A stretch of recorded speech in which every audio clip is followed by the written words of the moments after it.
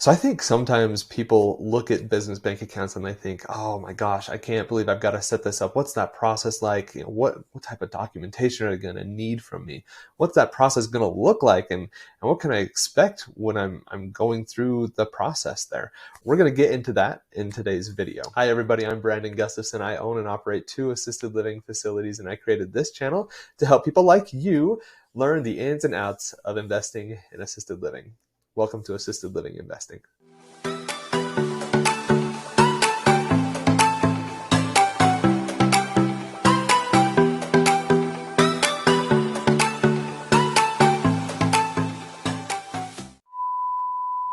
Welcome back to Assisted Living Investing. In our last video, we talked about 6 reasons that you need a business bank account. Why do you need a business bank account? And today, we're going to get into what's the process like of setting up a business bank account. What do you need to look for? What type of stuff can you expect to see as you're kind of going through this process? How do you set up a business bank account? Number one, the first thing that you want to kind of get a feel for is, or consider is, what are your needs? What do you want out of your business bank account? It's going to be the most important thing. You want to make sure, do you need things like online or mobile banking, or do you need access to go into a branch, or do you need both? What's that process like? For us, we're out of state.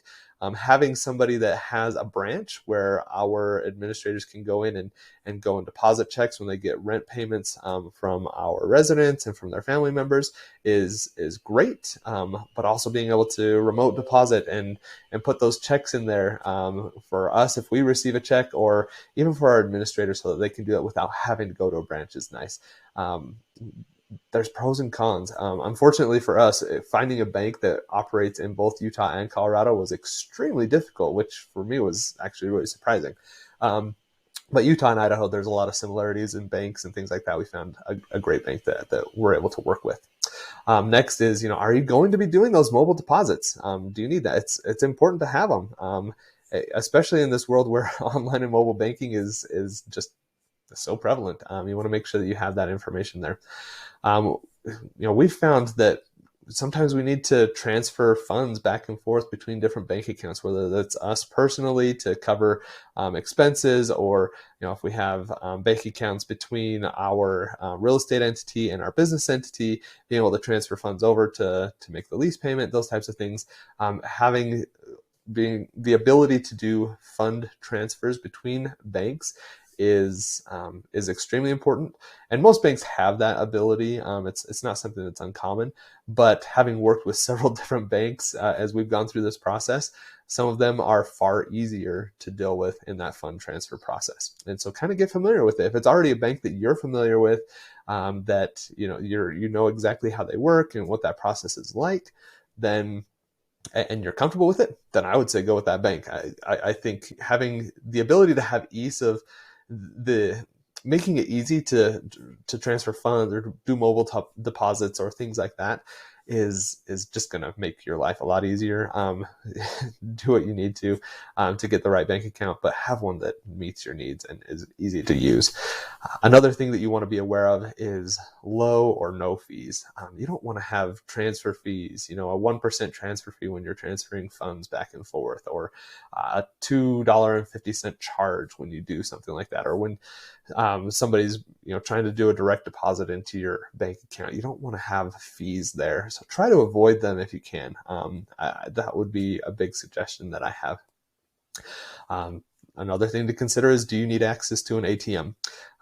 Maybe your administrator is out, like ours in Colorado. They're in a different state, and they don't have access to go into the bank and pull it out, but they could go to an ATM and get cash out. So having access to an ATM is also something you want to consider. Do you need access to that? Is somebody in your business going to need access to cash for some reason? And is the ATM going to be the best option for you in accessing that cash? The next one would be, do you need a savings and a checking account? Do you just need a checking account? Are there fees associated with having these different accounts? And on top of that, do you have the ability to create sub-accounts? I talked in a previous video about Profit First.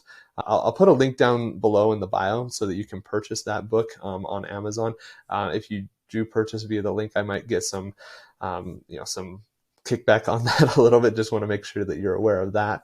But in Profit First, he talks about having a few different kind of sub accounts, and he goes into a lot more detail. He does it a little more radical than I like to do it. But for me, having the ability to have different sub accounts in my bank, one for taxes, one for profit, one for ownership compensation, one for operational expenses, all of those things, and having it in one bank account is going to be nice. Most banks have the ability to do this. Some of them make it a lot easier than others. Some of them make it really difficult. So that's something else that you might want to consider is, can you have some sub accounts in your bank account that lets you kind of start shifting money around and putting it into different buckets for you, so you know exactly what that money is for. And then, are there any extra perks or protections? Some of them will have point bonuses, or some of them will give you fraud protection or things like that. Look at those different perks and decide, is this something that I want and or need for my business? And are there fees associated with it, or is it included in the bank account? What is that like? And so just kind of, those are some of the things that you might consider looking at. What are the needs that you have for your business? And then start having conversations with banks and see what they have and see if it meets your needs. The second thing I wanted to get into is, and just to make sure I note this, is that each bank, what they need from you is going to be different. So you're going to have a conversation with them and see what they need from you to get the process started. That's not uncommon. They're going to have an application process. They're going to have exactly what you need. Each bank is going to be different. So, have a conversation with them, see what they need. But I do have an idea of kind of some of those things that they might need, things that you want to have handy. And a lot of this is very similar to the type of stuff that you're going to need when you're doing your Medicaid application, your license with the state, when you're doing your SBA loan or any other type of loan. So a lot of this information is there. It's not something that you've got to go, oh crap, now I got to go find all this information. If you take some, I mentioned this in a previous video, if you go and create a folder where you just have all of your stuff put together and just kind of keep it there, you're going to have access to it. It's going to be readily available. You're going to be able to hand it off to people when they request it, because people are going to ask for this type of stuff often, all the time, as you're owning and operating your business. So just create a folder that has all of this information in it. So the second thing is owner's information, the type of information that you're going to need for you as the owner that you need to give to the bank. So some of the things that they might need are your full name, your date of birth, your social security number. They'll probably want a mailing address for you. They'll want some contact information, a phone number, email, those types of things so they can get in contact with you. They'll want to know your ownership percentage in the business. And also like government issued IDs. So, passport or a driver's license or something like that. They're going to want copies of all of those things. In my experience, we actually found a bank that we really enjoy working with. And we were able to give them all of that information up front. And now we've set up several bank accounts with them to the point that I don't need to give them all of that personal information every single time. They have kept it in a file so that they have it and can access it, so that when I say, hey, I need to set up another bank account for this business or something like that, they've got it right there. It's ready to go. They don't need to ask me for that. They need to ask me now for the third thing that I'm going to talk about today, the business information that they will need. The business information that the bank is going to need are things like the business name or a DBA. A DBA is an acronym for doing business as. It's, say my facility is Be Well Assisted Living, but we call it, Brandon's Assisted Living, something like that. That would be a DBA.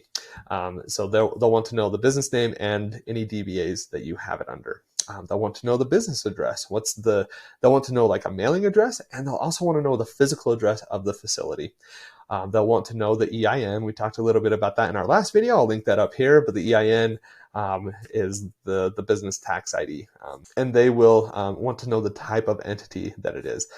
So is it an LLC? Is it a sole prop? Is it a C Corp? Is it a partnership? They also want to know kind of what the business industry is. So for you, it would be, healthcare, assisted living, senior care, senior housing, something in that kind of vein is what they're looking for. They don't need to know specifically everything, but just a general business entity, a business industry. They're going to want to know what that is. The fourth thing is the documents you need when you're talking to that bank. What type of documents do they need? So they'll need something like, an EIN approval letter, which you'll get from the IRS when you register your business with them. Articles of organization, business license. Have you registered your business with the state? Do you have the license for that? The operating agreement. Those types of things, just things that we've talked about in the past that they're going to look for, they're going to need as you're getting your business set up. In our next video, we're going to be getting into who you should bank with. I'll link that up here. So we went through the process of what it's like to set up that business bank account. Next time, we're going to get into who you should bank with and kind of just general overview of the different options that you have available to you as you're setting up that business bank account. It's important to kind of have a feel for what those options are so you can be more informed as you're making that decision, the pros and cons of the different options. So we'll get into that in our next video. To learn more about investing in assisted living, I would love to have you over on assistedlivinginvesting.net. I've got other content up there. I've got resources. Get a thing in place so we can set up some consulting calls and have conversations together. So please follow me there and please follow me there and on all my other social media platforms. I'd love to continue the conversation outside of YouTube. And remember, it doesn't take a lot, just a little bit. Keep going, step by step by step, little by little, just keep making progress. If you do that, you're going to be successful. Everything's going to work out and everything's going to be fine. Thanks for watching and have a great day.